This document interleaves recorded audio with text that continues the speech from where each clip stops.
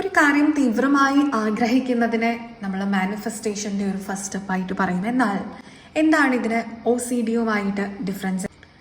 നമ്മുടെ കൺട്രോളിലല്ലാത്ത തോട്ട്സ് നമുക്ക് വന്നുകൊണ്ടിരിക്കുകയും ഒരു കാര്യം തന്നെ ഡിസയർ ചെയ്തുകൊണ്ടിരിക്കുകയും അതിനൊരു ഒബ്സഷൻ ഉണ്ടാവുകയും അത് വിചാരിച്ചതുപോലെ നടക്കാതെ വരുമ്പോൾ ഉണ്ടാകുന്ന ഒരു വാശി, അതിൽ നിന്ന് ഉണ്ടാകുന്ന ആങ്സൈറ്റി, ആ ആങ്സൈറ്റിയെ കോപ്പ് അപ്പ് ചെയ്യാൻ വേണ്ടിയിട്ട് ടെമ്പററി ആയിട്ടുള്ള അഡിക്ഷൻസ്, ആക്ടിവിറ്റീസ്, പ്ലഷേഴ്സിൽ ഏർപ്പെടുക.